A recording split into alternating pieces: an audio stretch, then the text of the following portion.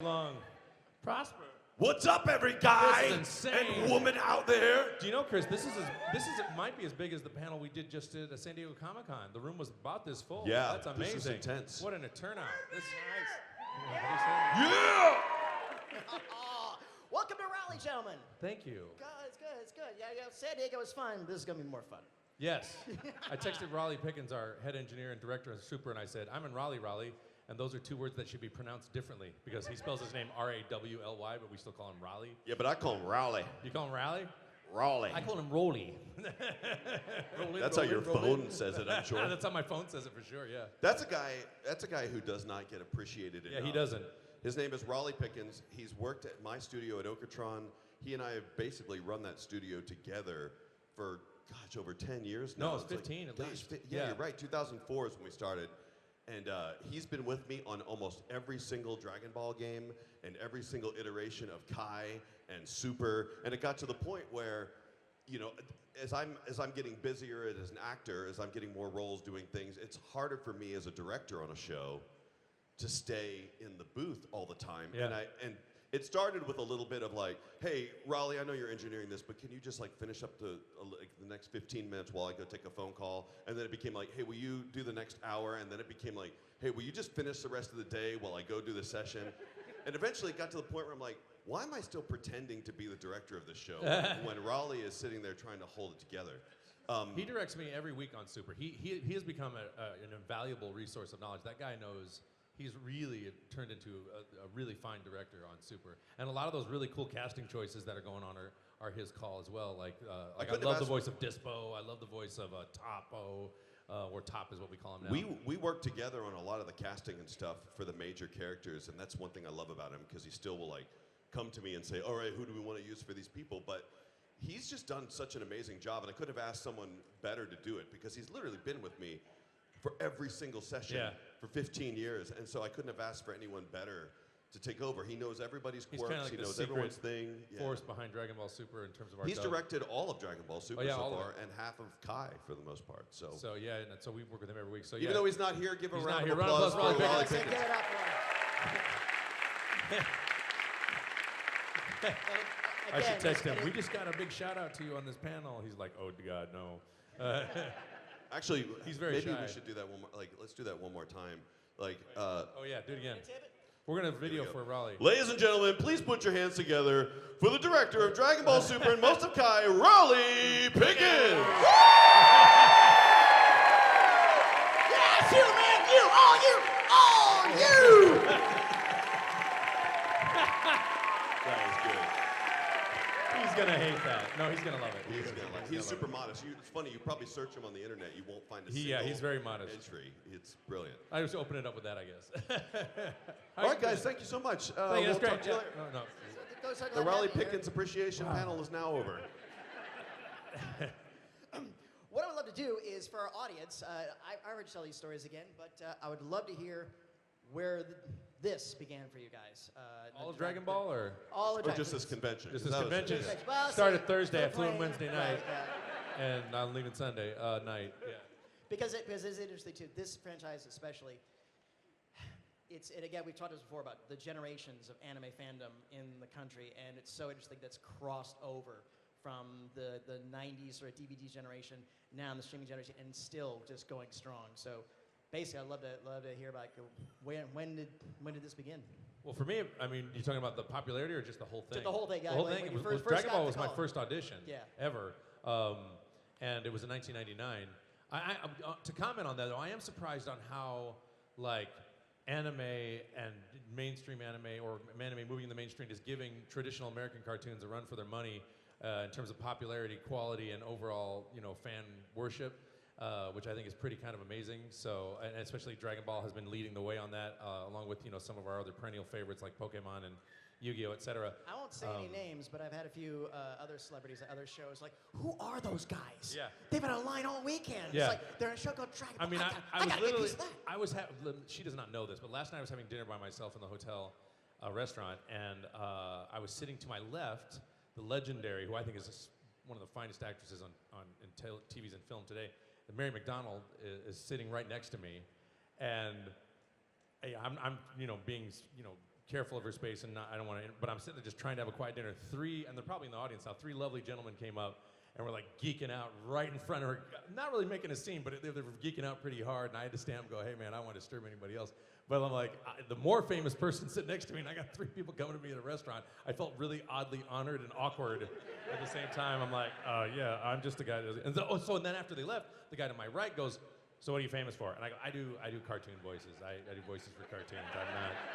I'm not famous. You know, and he goes, "Well, what, Dragon Ball?" I do. "Oh yeah, it's great, yeah." And then they're going nuts. So it's crazy. Like I still can't wrap my head around. I think you've handled it a lot better than I have. I don't know, man. It still freaks me out. Yeah. Like I've gotten used to it now, and it's really bizarre because before when we started this 20 years ago, you guys were all 6 years old, so we didn't see. Yeah. We didn't see you guys out were anywhere. children. Like, and if we did, you didn't know it was us anyway because the internet didn't exist. So but yeah, I remember last weekend, Oscar Nunez, I think his name is. He's the Hispanic guy in The Office, and I'm surprised. Oh he's yes. He walked up to me at the show because his table was right next to me. He goes, "Good Lord, man, do you send drugs to your fans or something?" But What we is do, don't we? happening? I thought that's what I do. I send drugs. Oh no, I don't. I send drugs to my fans. Like, "Dear so and so, Yeah, it's please been- enjoy this crystal meth." You know, yours truly, Goku. No, I'm kidding. That's gonna be YouTube about YouTube. Yes, it's gonna be YouTube. There's Sean a YouTube Schemmel. video. Yeah. You only sent me a Quaalude.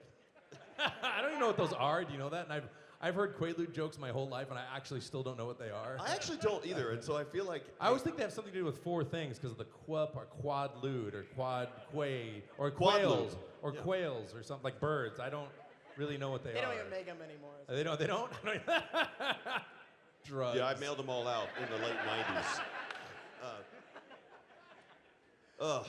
Sorry, yeah, it's been a long. Yeah, we're in the middle of con season, so we're all kind of jet lagged all the time. Like, this is my 10th show. I don't know how many we've done this year. I don't know. You guys are all over the. This is where world we with start getting magazines. really frazzled. My temper gets short, and I'm just like, I can't take it anymore because I start getting like traumatized by being inside an aluminum tube, like flying. Like I get really like I get some PTSD a little bit. Like it starts I love stressing me out. flying. You love it, really? Oh, I love flying. You're good at it because we flew to really- Australia and you were really good at I'm it. amazing at it. Like he was doing shit like we had our pods next to each other. Luckily we got a business class flight, and I'm futzing with my life, and he's trying to sleep, and he's like, "Shut up my light, turn on the other light so I can see." I'm like, "Oh, thanks, Daddy Chris.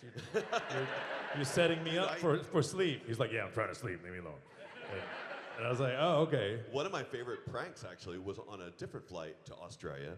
Colleen Clinkenbeard, who's here this weekend, she's the voice of Teen Gohan, and she's the voice of Luffy in One Piece, and she's Momo in My Hero Academia.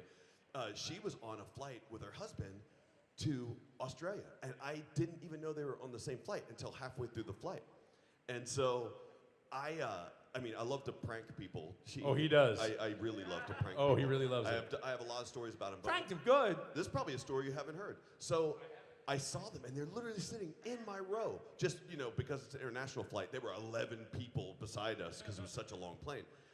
So they were way back on the other side. So I went up the aisle, and I went all the way up the aisle, and then I came back down this aisle where Colleen was sitting right on the edge of the aisle. And I brought a blanket with me, and I brought a shirt with me, and I brought some tissues that I got from the bathroom on the way. So I walk up, and then I go like this, and I've got the blanket in my arms, so she can't see me. And then I try and get in the overhead compartment right above her, and I'm leaning way into her space. And then as I'm leaning, it's getting super uncomfortable. Then I start taking tissues and kind of throwing them over. And she's like, "Whoa, what the?" And she's, "Chris, what the hell?" That's awesome. I never heard that story. That's fantastic. I'm gonna do this before it breaks. But yeah, I love pranking people. And it's great when you're on an international flight with someone. You know when you guys are on an international flight, you're pranking people. You see somebody recognize. Oh, I haven't seen it since that party. Yeah, since the pod. I have smashed it. I wish they would just like international flights, like you could get into a cryogenic chamber. You will now be put to negative so many, and you just wake up and you're refreshed.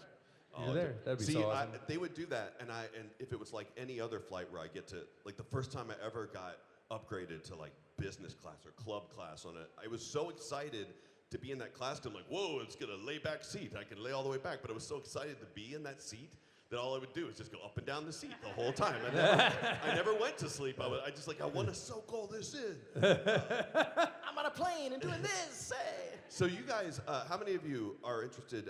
Are any of you inspiring voice actors out here? Any of you? Yeah, okay. Here's the thing. Schemmel got the voice of Goku, despite the fact that he broke every single rule of auditioning for a show.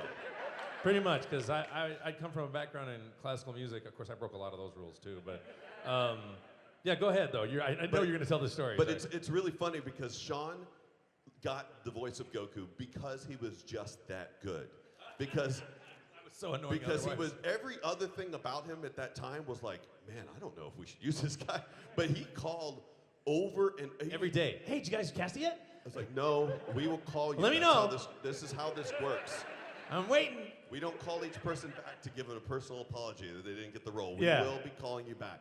And then I call him finally to go, all right, this is Chris. I guess, I know, I was about to call you. And he goes, well, you're the voice of Goku. And he goes, oh, really? Oh. So I thought my Captain Ginyu audition was really good. I killed the Captain Ginyu audition. So are you sure I can't be that Nailed it. instead? I'm like, no, trust me, I think you're gonna like Yeah, this he said part." he didn't even tell me it was the lead role. He just said, I think you're gonna like this part. Because at the time when he auditioned, the show was already kind of in motion, and around the time when we were casting it, in all the audition sides, they were kind of based around the Gohan training in the woods part of Yeah. Dragon Ball. So he looked at the show, he's like, I don't even know who Goku is. Yeah, It's I didn't about really a green guy understand. a And they didn't kid." give us a lot of detail in the audition. They just said, do this, and this is the character, and this is the lines, but they didn't say who the characters were within that universe. And Chris and I were not friends, so it was like he called me up and said, hey, buddy, I got some inside inner scoop for you. I didn't know him. The first time I'd met him was not during my audition process. So, yeah, oddly enough, though, he's younger than me, and we went to the same college, like right after each other, same university, and we majored in the same degree program. I used to see his brother outside of Yeah, I used to see my brother outside of a bar. My brother liked to drink. That at sounded one really point. weird, by the way. He used to drink a lot. He doesn't anymore. Long doesn't involve Well, Quaaludes. it is funny. I don't want to embarrass his brother, but his brother, like all of us when we're in college, don't drink, it's bad for you. But like all of you who might have been in college and ever drank before, sometimes you would drink too much, and his brother was one of them. And just more often than others, and I would see him like on my way home. I'm like, wait, that's your brother? That's the guy? But you didn't figure that out till like we were friends for years. We had dinner at IHOP, and my brother showed up. And you're like, wait, your brother is like the guy who gets drunk and dead. I mean, he doesn't anymore, and I love him dearly, and he's a good guy. He's but a super he's a really good guitar player, and he's quirky, and he probably will never see this video. He lives in his own hermit land. If I told him I was talking to him about a panel, he would be like mortified. I would never. He's very introverted, and I'm not. You want a video for him Yeah, it's now? for Brent, right? Oh, no, don't. No, I mean, he would be he might get really, Let's see. no, don't, seriously. Ladies and gentlemen, put your hands together for Brent Schemmel. Yeah, so that's my brother. Yeah, right. That's all you, baby. It's all you. He's gonna freak out. Like he's gonna flip out. My mom's gonna love it though. Man. Oh, that's so nice. They did a little shout out for you, Brent. Call your mom. My mom will randomly text me now. She'll say, I got a random text like at, I don't know, 2 in the morning, or it was a really odd hour. And I saw when the timestamp was. She's like, okay, nap time for sick mom, because she's got some illness she's dealing with right now. Doctor's got her on antiviral stuff. She said she'll just randomly tell me when she's going to a nap. Like, okay, nap time for sick mom. I'm like, okay, mom, good. Like, why are you telling me you're going to a nap? Like, it was really strange. Yeah, I'm surprised she doesn't have a reminder on her phone. If I had met her, she would. Does anyone out there have a reminder from me on their phone? Oh, yes. Who has a reminder from Chris? Yes. How many people have reminders from me? Chris likes to leave reminders on phones. Yes. Oh, wow, look at that. It's usually scratch your butt, How many right? of you have been scratching your butt every morning at 9 a.m. for a very long time? Because they'll put that in your phone when you're not looking forever. People will go to ask for a picture, and then as I turn around, I go, remind me to scratch my butt every morning at 9 a.m. And then I turn back around, and it's like, boop, I've set a reminder for 9 a.m. Yeah. every morning. Scratch your butt. And so, it's the best. And sometimes when I'm taking a picture with a kid or whatever, I'll say, is this your mom's phone? I'll go, yeah. And I'll go, remind me to scratch my butt every morning at 9 a.m. It's like, this is our secret. Watch your mom freak out. She won't know how to turn this thing off. We're never watching that show again.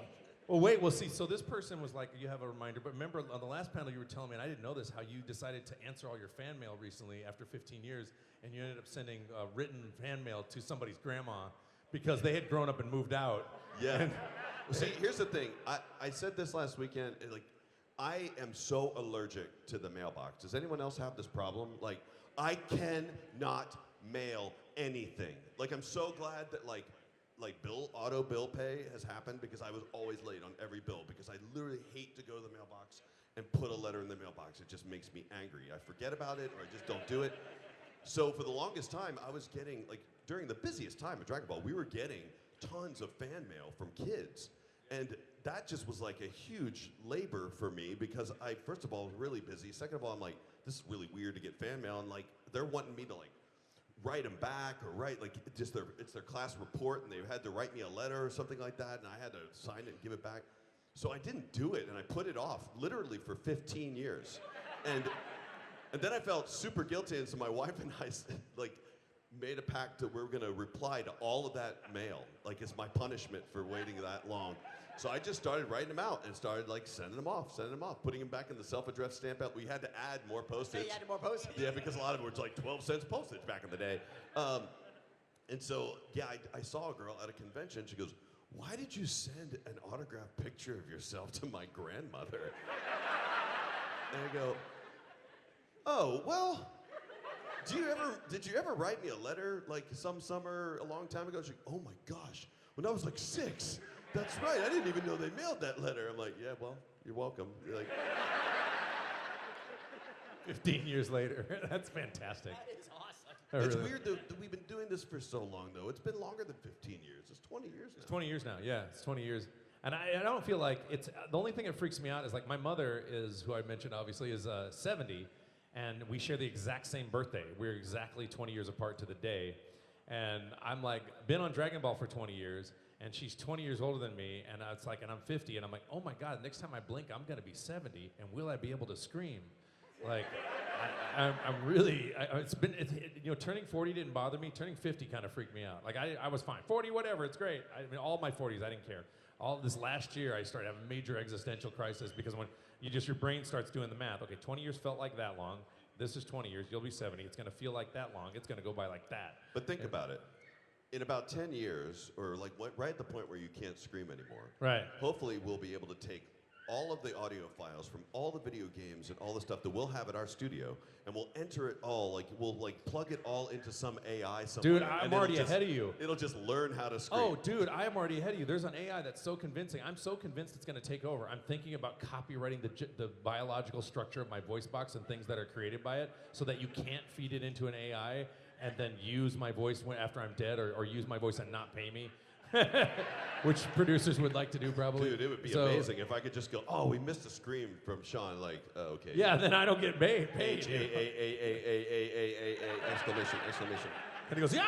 And it sounds perfect. It's like, That's wait, coming, man. Maybe 2 less A's. The on that one. Hold singularity's on. coming for those of you Uber geeks out there. I'm nervous about it. So there are some celebrities that actually have in their estate settlements system. When I go, you can't use my image for anything. Oh, after wow. that. Yeah.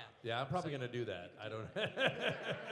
It's been this long. Is there a definitive birthday or anniversary like March of something? '99 March is of when I 99 got March. hired. I remember specifically, and I wish I'd saved it, and I think I lost it in the move. I had written your number down on the Dallas Observer ad, and it's at 817. I'm not gonna give you the rest of it, but I Still my number. and I saved it. It is the same number because it was a staff number at Funimation. Then you said when cell phones came out, hey, can I keep that number? And then you transferred it to your actual personal phone. Well, the reason why I kept the number is because I thought, like, of all the actors in Dragon Ball Z, like, if they ever got into an accident, they lost their phone book or whatever, they didn't write it down, they would remember my number. That would be the one True. number they'd probably remember because they had to use it all the time because I was scheduling everybody as well. So. But I don't have that piece of paper. I wish I did. I'd frame it. He's talking about a Dallas Observer ad. When we were first working in, like, I guess my anniversary is like Well, you started before me. October '98, I guess, is when I got hired on at Funimation, and we had to do these auditions for Dragon Ball, and back at the time, Funimation had zero money, like no money at all. Dragon Ball wasn't popular enough, and they had just spent a lot of money to get the Buying license it. for Dragon Ball. So they're like, we need actors, and we went to the agencies, and they're like, what's anime? No, thank you. And at the time, they're like, well, what do they have to do? Well, they have to scream for a really long time. I'm like, no, sorry, we're not doing that. And like, how much are you gonna make to do that? I'm like, oh, well, not that much. They're like, okay, cool. Don't ever call us again. And then, So we had to put up a bunch of ads in place. I went to like theater companies and put up flyers and stuff for this massive audition we were going to have for Dragon Ball. And one of the biggest things, that was the biggest success, I put an ad in the Dallas like entertainment paper that said, wanted actors for National Cartoon or something like that. Yeah, it was exactly like that. And so it was in the Dallas Observer, and then I didn't know what it was about, and so I just called and said, I want to audition, and then I showed up. It just makes you wonder, like, if you saw that ad today, like, you'd be like, total scam, not happening. Yeah. Total scam.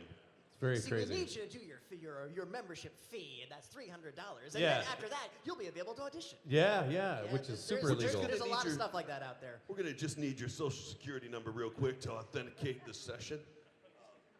All right. So what else? What else are we going to talk about? What's been the most endearing memory for you guys of being involved in this? Well, moments like this, first of all, I mean, come on. We've been doing this 20 years, and there's a giant room full of people. Thank you so much. This is insane. Like, this blows my mind to this day. Like, I don't even understand it. And for us, we were on a panel in San Diego recently, and we wanted to talk about this stuff, but we needed to keep the panel a little more upbeat, even though these are, and not that this would bring this panel down, but my more endearing moments are when a family has bonded over it, and I'll get emails or letters. I'm like, yeah, my brother and I bonded over it, and he died in Afghanistan, and it means a lot to me. And so to be a part of these, connective moments with family, your voice is part of it, and your acting is part of it, and they kind of treat you like you're part of that connection, that family, which obviously I'm not, but it's very sweet to think that they do, or, families that get married and they have a Goku and Chi-Chi wedding, or, like those kind of moments, or or they name their kid after. And what's really cracks me up though is the family that like, I watched growing up, and I got my son watching it, and my daughter's not, but she's gonna, and then the baby, we're starting them next week.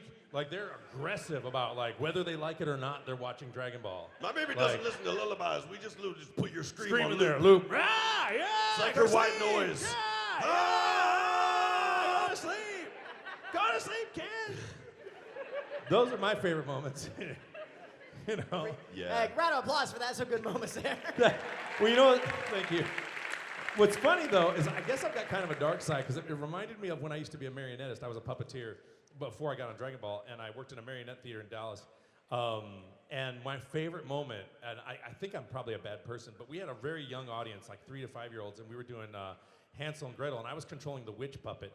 And these are large marionettes on a stage that's this large, and the sets are huge, and there's wheeled sets and fog machines. It was a big production.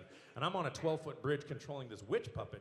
And it's the scene where the witch announces to the audience her secret plan to eat Hansel and Gretel and stick him in the oven, and they play this scary classical music, and the lights are blinking, and I'm instructed to take the witch and swing her back and forth.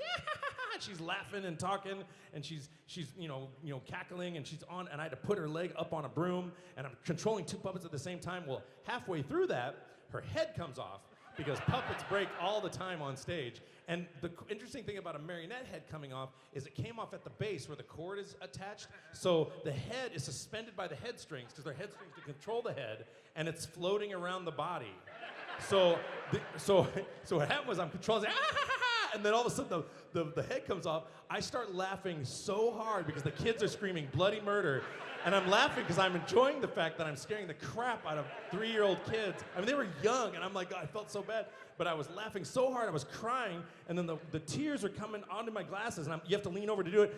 And I'm crying so hard, I can't control the puppet anymore. I hand it to my sister, I go, take the puppet, I can't control it. And I'm looking through the curtain, kids are running out of the theater, and I'm like, this is the. And so afterwards, some of the kids who weren't scared, they come back and we do a tour, and they go, so how'd you get the head to come off the witch puppet? And I'm like, it's a special trick puppet.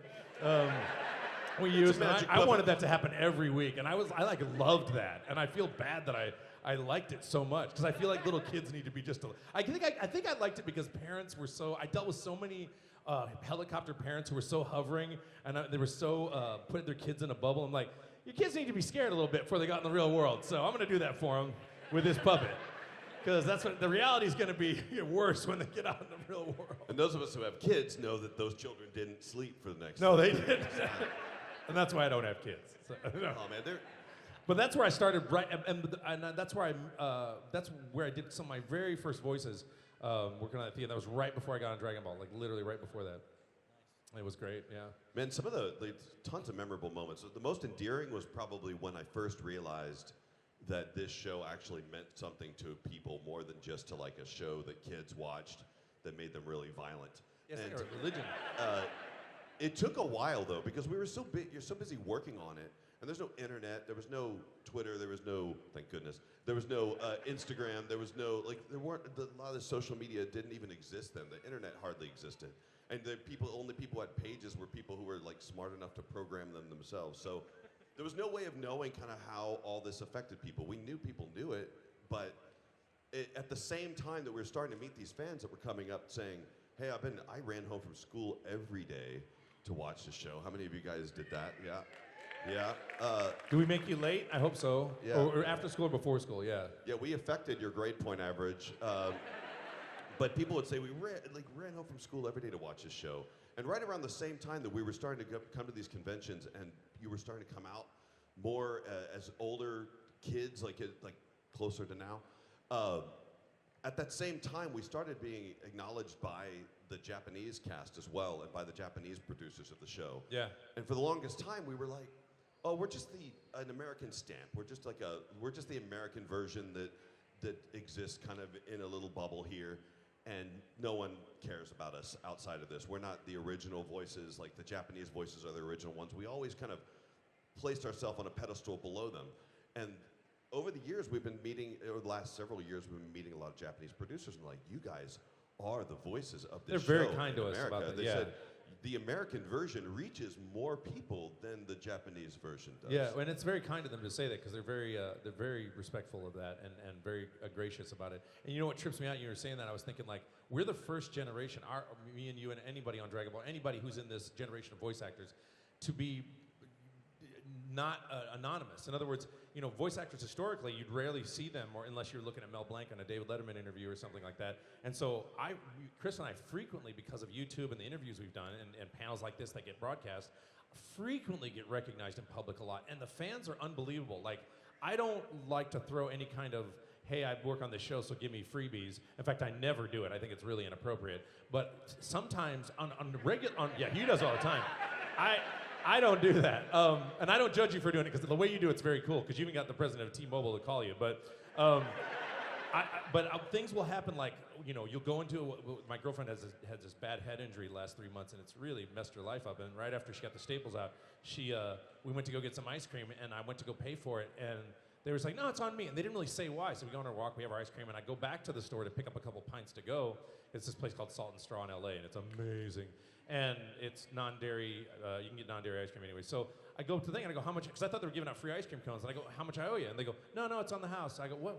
And he's like, well, thanks for all the years of enjoyment from childhood. And they just give you stuff, and they don't even tell you. They're anonymous about it. And it's the most amazing feeling. Like, I'm beside myself.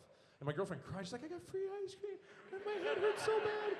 And she was so, made me so happy. And they didn't make a big deal out of it. They're very, ninja about it. 99% of Dragon Ball fans are super cool when you see them in public. There is that 1% though that's like, dude, you're Vegeta? No way! Scream over 9,000 right now. I'm like, dude, I got followed we're in a church, my friend. Yeah. Jesus is over 9,000! You must worship him! It's like, we're in a hospital. I can't do that right here. Like, I wish, I wouldn't trade Vegeta for anything, but I do wish that all of his lines weren't like really angry, screaming lines. Because anytime it's like, can you just do yeah, exactly like that. Hey, could you do just a Vegeta line real quick for me? I'm like, excuse me, waiter, this is a very quiet restaurant. And although, I wouldn't mind another glass of scotch. I'm just kidding. It's amazing, because it's like you're in this weird pocket of of fame and being aware, people being aware of you, but also I still feel very anonymous. So I'm always surprised when I get recognized. And it happens like once a week, and I'm still surprised. I'm like Mr. Short-Term Memory or something. Like, oh, like one time I was in my therapist's office, I was sitting waiting, and that's the place you don't talk. Like, you're trying to be ready to go in to talk to your therapist about your life and whatever, you're working on yourself. And some teenage kid walks past me, he goes out the door, and then there's like a glass window, and he looks in, and I'm just sitting there reading a magazine, waiting to go in. Then he opens the door and he goes, hey man. And I go, hey. And he goes, I like what you do. And I go, what do I do? You're Goku. And I'm like, Yeah, I'm in therapy right now, so I'm gonna go talk to my. But thanks, and appreciate all the support. Yeah. It was actually only a few weeks ago where I was going through. Happened last month, by the way. Go ahead. Through TSA, actually. Yeah, I went TSA. through the TSA, and normally, if a TSA guy looks at you weird, like you got to get a little scared. You know what I mean? So he's like, he's got my driver's license. He looks up and he goes, and I got nervous for a split second. Yeah. I'm like, look, I didn't do it. Whatever you think I did. Because you got all those drugs in your bag. You can search my bag. I have nothing in there. He goes. I had a very similar thing happen to the TSA agent where he was behind the radar machine or the X-ray machine, and I'm on the other side. I'm about to get my stuff, and he keeps looking at me, smiling. He goes, "You look familiar." And I go, "Oh yeah?" And he goes, "Yeah, I'm trying to figure it out." And I go, "Okay." Then I grabbed my bag and I looked at him and I went, "Later." And then he went, "Ah, he got it." I love doing stuff like that. I love it. Dude, that's good. That was as cool as something you do. That's the universal symbol of Goku right Yeah, there. it's like, that is awesome. One thing I've always admired about both of you guys is that you are so tremendously appreciative of your fans. You guys, absolutely. You guys have always given. Well, wouldn't be here without them. I know. It's just you are as appreciative of them as we are all of you, and thank you guys so much for coming. Thank out you. And shooting to come on out here. Thank you. It is, I will say, it is kind of like having a giant family who's always really excited, like going to, it's wonderful, but you know what I mean? It's like a giant family who's always really excited to see you, and it's really great, yeah. Absolutely. We are just about out of time, but I want to ask, what social media outlets can we follow you on if we don't already? I'm at Sean Schemmel on Twitter. It's funny, I have such a love-hate relationship with social media. Like I want to shut it down all the time. Not that I don't want to connect with my fans, I really, really do. But at the same time, you know what Twitter's like. So at Sean Schemmel on Twitter and Solus21 on Instagram. Chris is Voice of Vegeta on Twitter. Voice of Vegeta on Twitter, which is really weird when I have to tell people in a My Hero Academia panel like what my Twitter is. But I'm also at Christopher Sabat on Instagram. What? He wants 5 more minutes. Yeah, and we have to say our goodbyes, and then we have to do our crowd selfie and all that stuff. So. Sorry, guy. Now 5 more minutes. We can go in the hyperbolic time chamber. Yes, and do a whole year of panel in 5 minutes. A whole year of panel. Guys, thank you so much for coming out. I think we are going to do some sort of group picture. We can do a group photo, I think. Also, too, Yeah. Is there anything coming up that you guys can tell us about? I did some voices in Borderlands 3 that's about to come out, and I'm excited about that. I just finished the Jiren fight. Well, then finish it. I'm halfway through the Jiren fight. That's all I've got going on right now that I can talk about anyway.